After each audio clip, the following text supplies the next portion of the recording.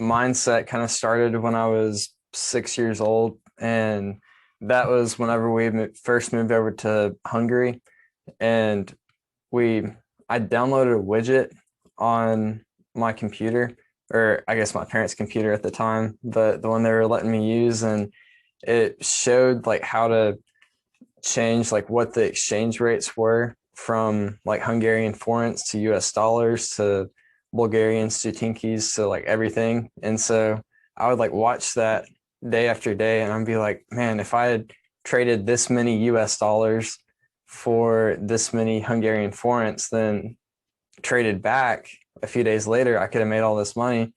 But at the time, I didn't have any money to invest in that at 6 years old. So later on in fourth grade, I was going to an elementary school, and that was when my first like real sales started. I started selling gum to kids at school, and I knew like there'd be a high demand because I would be chewing it, and then they would want some, and I would sell them the packs of gum.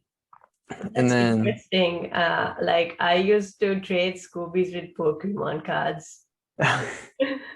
yeah, hey, whatever is in demand at your school works, so that's good.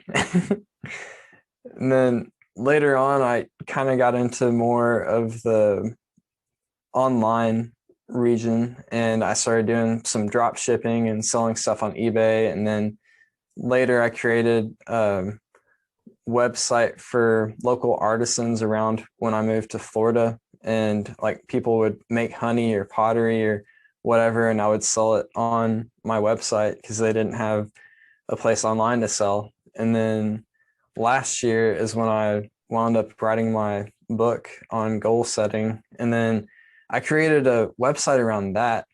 And I was figuring out how I could use that to really help people, help specifically entrepreneurs.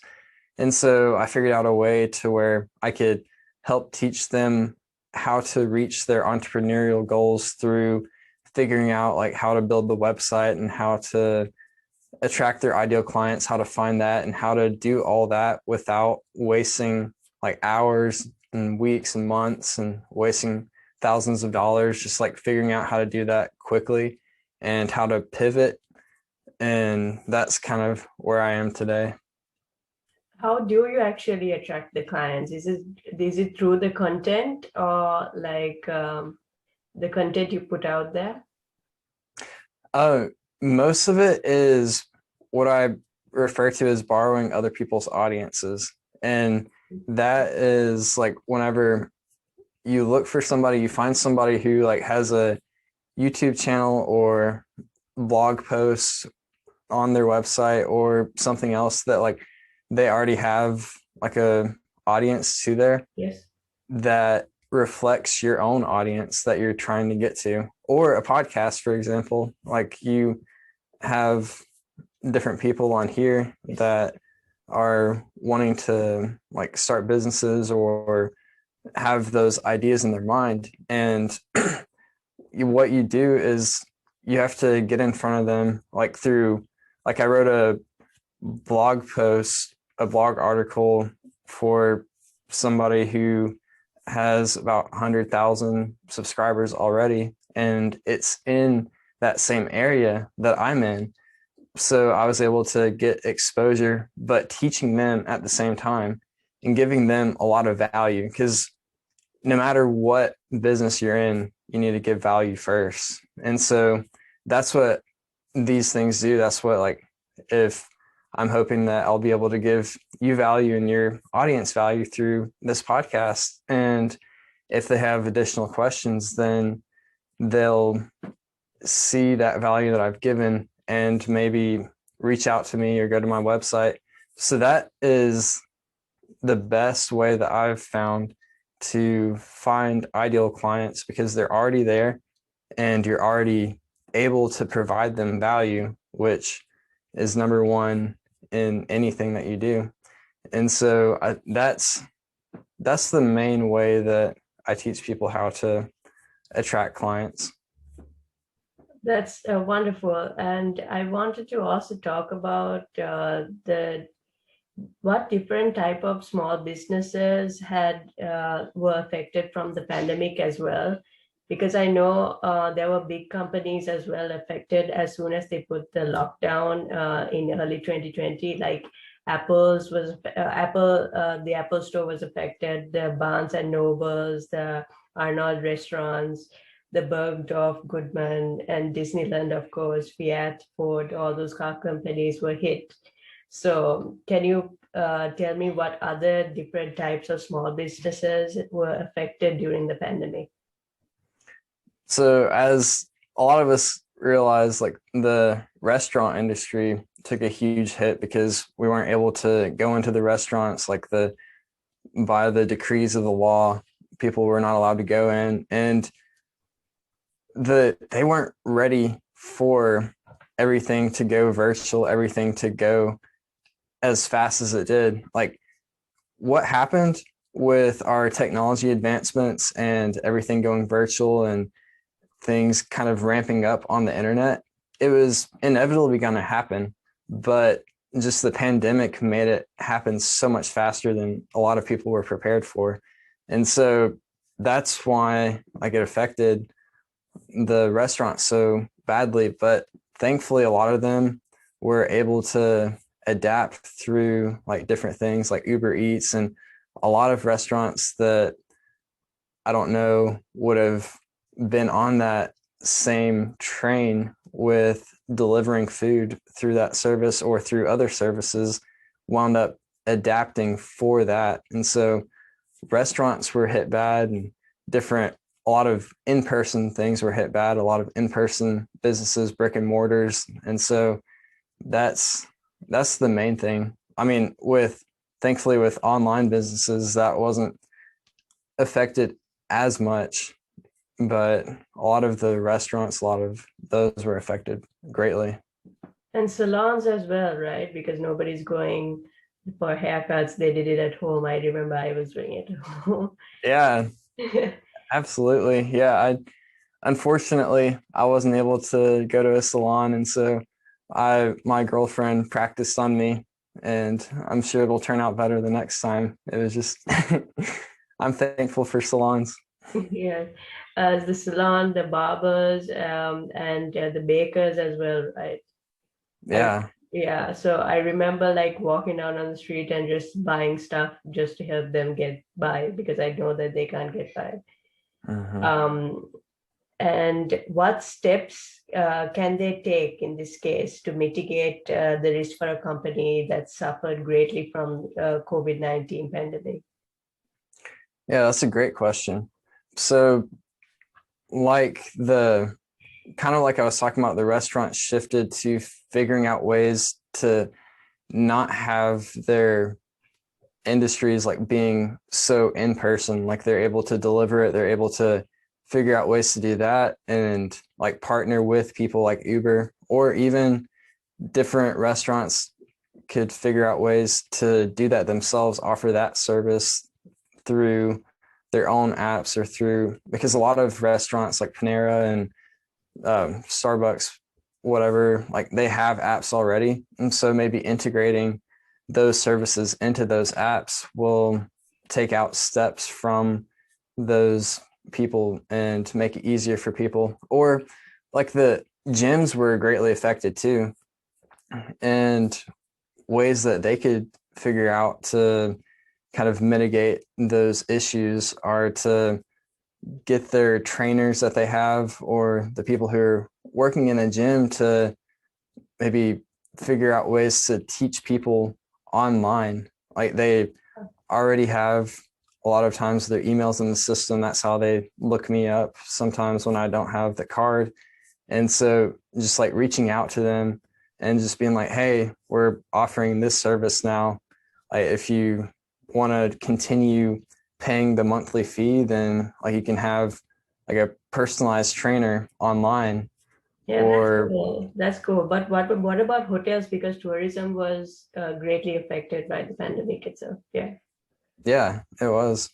And so for hotels, they can figure out ways, because to to really get to the bottom of what affects us to purchase different things is a lot of times it's a feeling. Like you want to feel happy, or if you are going into like a hotel service, then you may want to feel relaxed. And so like they know that, and that's like our emotions are what typically drive us to buy. And so figuring out what those emotions are, like for hotels, for example, like they can figure out like, okay, well, they want to feel relaxed. So like what will cause that, but they also need a place to stay. So in the meantime, they could figure out ways to like get in on the Airbnb service temporarily until things kind of change, because those are services that they would already be providing. So maybe they can partner with them and like refer people to them, or figure out ways to help people like stay in different areas. Maybe if they could get RVs, or like just different ways that they could be creative, at least temporarily, that these ways will also benefit them in the long run. I think that's one of the important things to look at, is not investing in just what will happen and help now, but also helping in the long run to create some additional revenue. Yes, and it's also given way to so much of innovations as well. So you have new gadgets on the to replace doctors as well. Mm-hmm. And I think that's kind of cool, and it's kind of like the world is kind of renewing itself. Like you find it like shifting from an old world to a completely new era Yeah. at a really faster pace. Yeah, And absolutely. yeah. So, what are the opportunities that exist for a company that didn't do so great in the beginning of the pandemic? Yeah. So for us as entrepreneurs and for startups, for smaller businesses, we have a lot of opportunities right now, because adversities for us are where our opportunities come in, because any services, any products that we offer are built on things that solve other people's problems. And we all know that there's a lot of problems going on right now, a lot of unexpected occurrences that are less than ideal.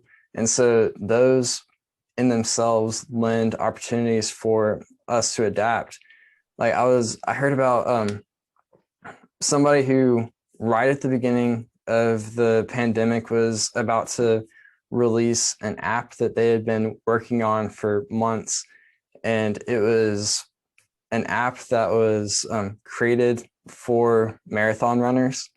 But then that all got shut down. So like all their work, they're like, man, what do I do? And but then they realized that they could take that opportunity to do something that was completely brand new. And they wound up being one of the first people to start the virtual marathons, to where people all over the world could run like at the same time and like time it on their app. And so just like different little things like that, like, yes, maybe it looks horrible to you, like you put in all this work on this business, but you're that much more ahead of the game of somebody who is just now trying to start a business, because you have all those resources in place, you have all those things already lined up. And so if you just tweak things just a little bit, then you can figure out great ways to take all of that momentum that you had and to create something beautiful out of that that people won't have already thought of. And so right now is, I think, the best time to have those businesses starting, because there's so many problems which lead to so many opportunities for us to solve problems as business owners. Yes, and people might think they're behind, way behind during this time, but it's actually, if they actually think about it, at the same time, they're ahead of society.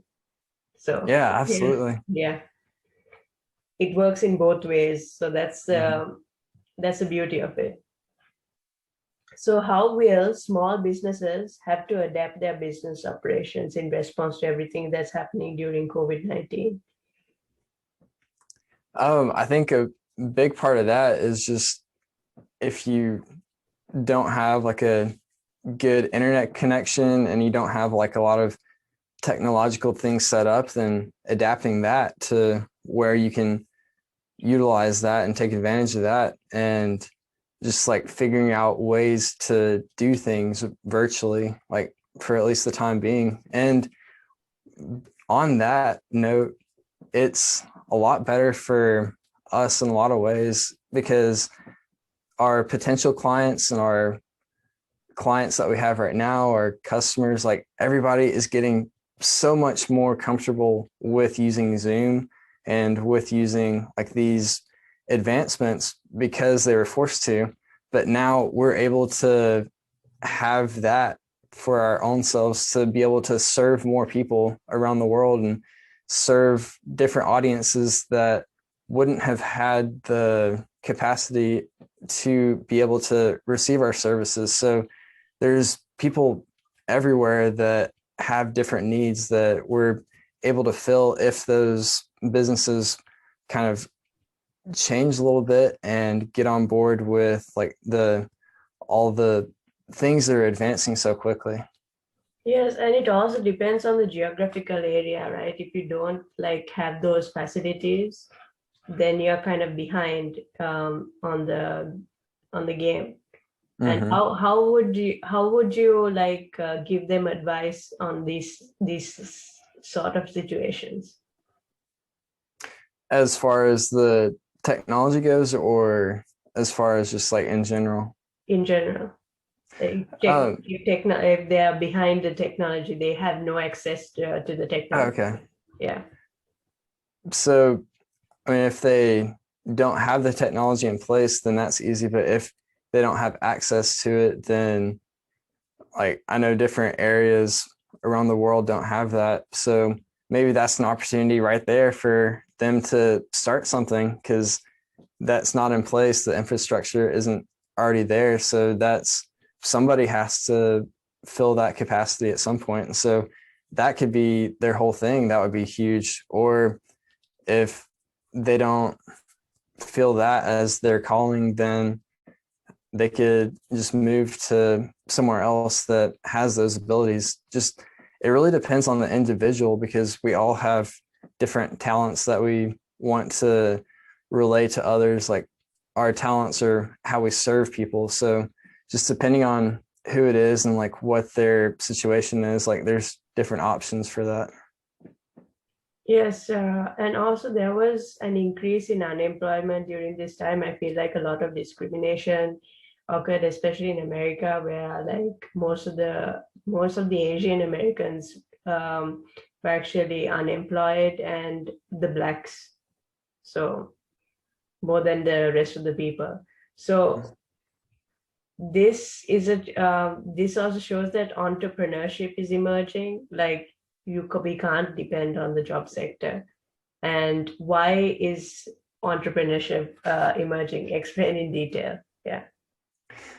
So entrepreneurship is kind of the answer to these problems, like the answer to a lot of problems, because you don't have to rely on somebody else for that paycheck. You don't have to wonder if you're going to be laid off for any number of reasons because you are the one who is controlling that. You're the one who is creating that job for yourself. And your job is at that point based on the value that you provide to the market because this is a free market economy. So if you're providing plenty of value, then you're not going to have to worry about like losing that because you're serving that sector of people. You're fixing that problem for others. And so I think entrepreneurial mindsets and entrepreneurial shift is because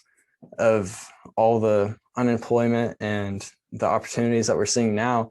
But also a lot of that has to do with the advancements in technology like we were talking about, because they're people, if they didn't realize it before, they're realizing it now, how easy it is to like just start an online business.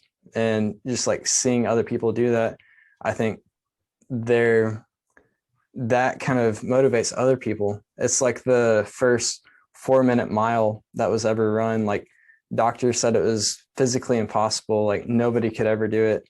And then people tried it for years and years. And then right after one person ran the first 4-minute mile, then it was like 6 people in the next year. And so people are seeing other people create these businesses. They're seeing other people probably on YouTube ads and all of these people talking about starting these opportunities. And so they're like, oh, well, why don't I just do that? Why don't I kind of build that security for myself and for my family? Or even if they are still in a job, they can create that other sense of security. Like if this job goes awry, if something happens with that, then I have this that I've already built up. And why are people also dependent on the job sector? Because I find that every time they look for a resolution, they're looking at a solution for their life, they're looking at the job sector. For the, maybe I'm misunderstanding the question, but are you saying that like a lot of people are? Yes, so dependent over it, and Mhm. like they're still like accustomed to the old ways, let's say. Yeah.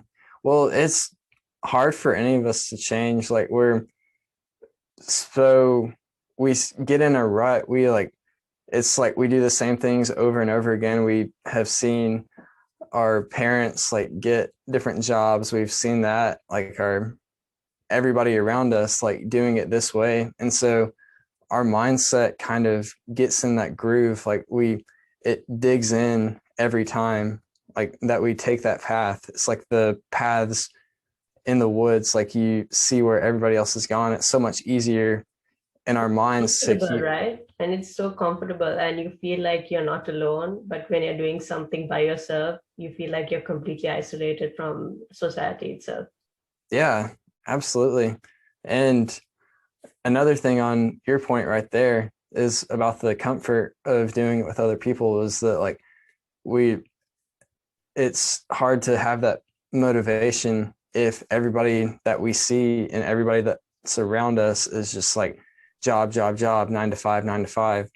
And that's why it's so critical, in my opinion, to find other people that are of the same mindset, that are starting businesses, that you're able to support them, you're able to encourage them, and you're able to be encouraged by their presence as well, because that sense of community, I think that's huge. So for to get back to your question originally, is that just the most of that just comes down to what we've seen and who we're around, and just like the people who we we interact with on a day-to-day basis and that we're friends with. And so just like I think the main way to kind of shift out of that rut is to surround yourself with like-minded people. Yeah, because I felt like that happened to me at one point. Because as soon as I changed my mind, saying, okay, I'm not depending on the job sector now. Now I'm going to like try to make my own business. And I felt like the my previous like clique I had like weren't like we didn't have the same mindset, I would say. So I had to Yeah, like stop and like find my own community as well.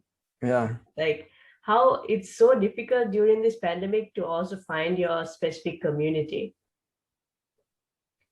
it What, is. but yeah, what advice would you give to these young entrepreneurs trying to find their little circle? Yeah.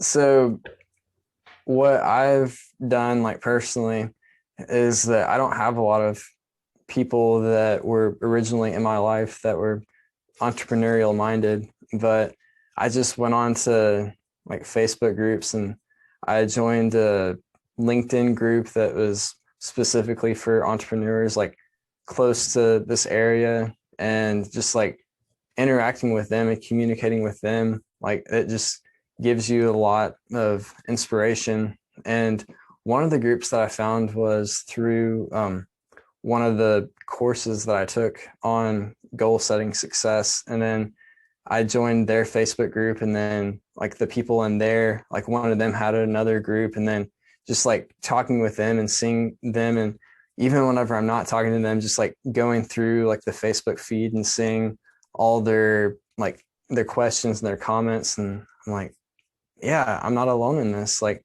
there's a lot of other people who are just like, they feel driven to create something wonderful that they can share with other people and clients and customers. So how would young entrepreneurs can stay motivated? Because I feel like your feelings are kind of like your emotions are like fluctuations. Mm-hmm. Yeah. Yeah. So how would you give them advice on how to stay motivated? Yeah. So the number one thing that I would say is whenever you get into those groups, whenever you find those places, to just like keep in contact with some people, make those relationships, because you're gonna need some accountability at some point, because you become the average of the 5 people that you hang out around the most. So keeping that in mind and like keeping that in place whenever you're like communicating with those people, when you're finding those places, just like building at least a couple of relationships that you keep up with. But also after that, just figuring out like why you're doing it. Like I know why I am building my business. I know why I spend like hours on end just like doing tedious things. It's because I want to have helped thousands of people with their own businesses and to find those purposes and to find that motivation. And so just like figuring out your why you're doing it, going back to that whenever you're just like plugging away at something that you don't really see the relevancy at the point, but you know that you need to do it. Just like going back to that and having that fuel you. Yeah, I kind of have a journal as to why I do most of my stuff, and I write down the why and I try to go as detailed as possible, because I feel like this has been, the education system has been the biggest problem in my life. Like me Mm-hmm. trying, it doesn't solve my problems. Like I need to be financially independent. It doesn't solve that. And I feel like I'm learning a lot, but I'm not getting anywhere Mm. like I should be. So that's why I thought to myself, I have written about I have 69 words on the why in my 69,000 words on the why Oh wow. that I needed to do. It's my journal, and I kept a part of it private. And I Mm-hmm. also released a book based on it's like a fictional story, because I don't want to tell all the details about my life. So yeah. Mm-hmm. Yeah, and kind of hitting on that, whenever you feel like you're doing all these things, but you're not really seeing that growth. One thing that I really loved, it was from, I don't remember what book it was from, but this is not original to me. It was small, smart choices plus time plus consistency equals radical results. And And the I reason, don't think that you see the growth because you're the person who's like, it's in your perspective, so you don't see much the growth. It's like the people around you are the people Mhm. who actually witness the growth, and they can actually see it. Yeah. You can't actually see it because you're the person who's putting the hard work. You're the person who's trying to make it happen. So yeah, I think that also, the different perspectives also play a role. Oh, absolutely. And that's one reason that I've always sought out different mentors in my life, because they're a lot wiser than I am, but also they can see what I can't see because they're looking at me from like a different lens, like you're talking about, because like you have all these like self thoughts, you have all these things that it looks pretty much the same to you because you see it day after day. Like you don't see like that radical change, but like other people can see it. And so that's another reason that I always like try to find those mentors. How can you find those mentors? I tried searching for people, and it was through Podmatch that I was like trying to Uh-huh. find yeah, mentors and stuff like this. But I also find mentors on like Facebook groups as well. Yeah. Um this this is kind of like one way that I've done it is just like thinking back on different courses that I've taken and things that I've already kind of like invested in towards them Yeah. and people who I've already gotten lots of value out of, Yes. just like writing them and showing them like how I've gotten this value and like what I've done with it and like showing them like what it's done in my life. And so just like that right there, that encourages them a lot because they have this like testimonial, they have like this case study that they have. And so then they feel more inclined to like help you because they see like what a difference they've already made in your life. And so just like asking them different questions, like being respectful of their time, but just like asking those important questions and just like having that feedback, even as small as it can be, just is incredibly motivating to you and insightful because of all their years of wisdom that they've come up with. Yeah, I feel like I'm continuously trying to find people who are like more well educated than me because I feel like I need that guidance because I don't have guidance in my real life. So I'm always like in search of people who can help me.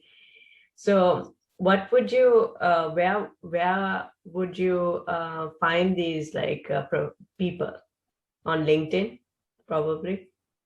Yeah, on LinkedIn or like different I've taken different courses on Udemy and so then they'll have like their emails there and just like different like a lot of them have websites themselves, most of them do. And so contacting them through that, there's Yeah. it's hard to not be found these days. Yeah, you just type it on Google and probably they show up. But then Yeah. you know which one is the best for you because sometimes I guess like mentors are on different levels of life and you have to pick the one that resonates with you. Mm-hmm. So Yeah, and you need to look at like not only what their business life looks like because that's only one facet of their life and so they won't know like what facets are important to you, like what things that you also want to focus on. So like finding somebody who is like well versed in different areas of your life that matter to you, like ones that you can see like they spend time with their family or they like talk about their family a lot and they talk about like that free time instead of spending like 100 hours a week on their business. And the reason for that is because if you're getting advice from somebody who is like 20 years down the road from you and they're still spending 100 hours a week on their business, then they haven't figured it out. Like they're going to give you advice for somebody who wants that life if that's not what you want. So like just looking and seeing like their wisdom in a more well-rounded aspect I think is important too. yeah, and it also depends on their version of success. Like I think everybody has a different definition of success. So Mm-hmm. I will like success for me is having a balance of the work life and the family life as well. So if that balance is not there, I feel like I'm stressed out. Mm-hmm. I feel like even if I have too many, like there would if there is a time that I will like have too many vacations, I will still be stressed out, nothing to do. And then I also thought back is like, if I've been working 100 hours, I will definitely, it's unhealthy for my body, and I will be sleep deprived, and that's not the life I want to live again. Yeah, absolutely. So, next question. So, how can you integrate new future business models from the learnings through a lockdown?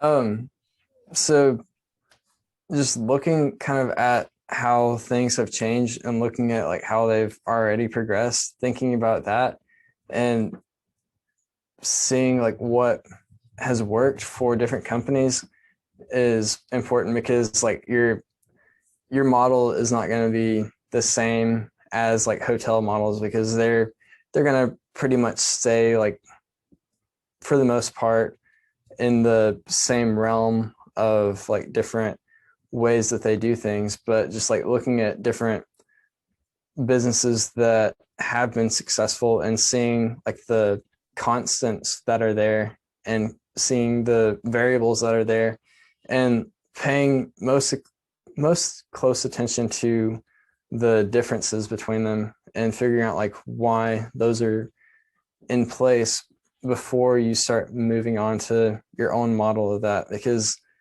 one of my favorite quotes, Warren Buffett says, it's good to learn from your mistakes, but it's better to learn from the mistakes of others. And so I'm just like taking some time to analyze what is working for other companies, what other businesses with this shift, and applying that to what your vision of your own business is going to be. But then just starting, that's the key, is to where if you're just staying in place and you type in a destination that you want to get to in your GPS, then you're still not going to be rerouted. Like you have to start moving a little bit before it picks up where you are. And then you're able to pivot and you're able to get to that destination because you're moving, and you're seeing like you're able to adjust like where to go towards that. So just keeping those two things in mind. Yes, and one of the problems I face while starting the business is like, do I have to be so perfect? Because Mm-hmm. the thing is that also trying to make business models like big companies, and I'm finding out that like, let me just start it, because and Yeah. then figure it out on the way. Mm-hmm. Isn't that better? Because everybody's looking for perfection right now. Yeah, absolutely. Because there's no such thing as perfect. And that's why I think that starting is one of the most critical things, or is the most critical thing, but also like taking in that feedback while you've already started, like looking at other models like to compare to yourself. But that's the easiest whenever you've already started and you're already like doing things, because it's so much harder to like conceptualize in your head before you've ever done something. Like there's always going to be so many more things to an area that you're trying to create than you've ever thought were going to be there, because there's like it's like that four four different sections of learning. It's like the unconscious incompetence, the conscious incompetence, the conscious competence, and then the unconscious competence. Like you don't know what you didn't know until you start. And so that's why like starting gets you towards that learning curve so much quicker, because you're learning what you need to look for anyways. Yeah, but like sometimes for some people, I would say they know how to do it, but they don't know how to do. They don't know that they know that they know. Yeah. Yeah, so it's kind of And like everything is unconscious for them, but they're actually mm-hmm, going in the right way. yeah. Just how to put that into words is the problem. Mm-hmm. Yeah. So like you're pointing out, like everybody just needs to start, like everybody needs to start to where they realize that they know that, or they realize that they didn't know that, So just starting is super critical. Yeah. And one last question. COVID-19 raises a lot of skepticism and uncertainty. Have you any idea when all of this will be over? I no, I cannot answer that question with any type of certainty because Do you have it. any idea at least? Like, the World Bank says everything will be over by 2025. I think surely by then it'll be over. I Yeah. don't know. I would guess in the next couple of years that everything will be kind of cleared out, and because the yes, there's a lot of variants, but the further you get away from the first strain, the weaker like that gets to where it can live longer. Like I'm not a biologist, like these are Yes. just like things that I've read, so I'm not like giving any medical Yes. advice, but I think this is just like my purely my thoughts. So I think in the next couple of years. Yeah. So everybody has to just adapt to everything what's going on, pay attention, most importantly, be aware of everything that's going on so that they could think ahead or provide a solution for everything that is occurring right now. Yeah, What do you think about the political system? Is it doing its best? I don't think so. What's your opinion? I I'm not in their position, so I can't like say for sure, but I can say for pretty sure, just like looking at it and just everything like in the news and like all their like statements, and there's there could be a lot better decisions being made, and it's hard whenever you have like so many opposing views from the different political parties that it's just hard to have that cohesion. But yes, they could definitely be doing better. Yeah, I also felt that, and I feel like whenever there is a problem in the world, the solution for these political parties is discrimination. Hmm. Like I feel like because for health passports or vaccine passports, the thing is that when you impose that or mandate vaccines, you're going to, especially in crowded areas like restaurants and stuff like this, you're going to see the public split into two parts and Mm-hmm. in a divide.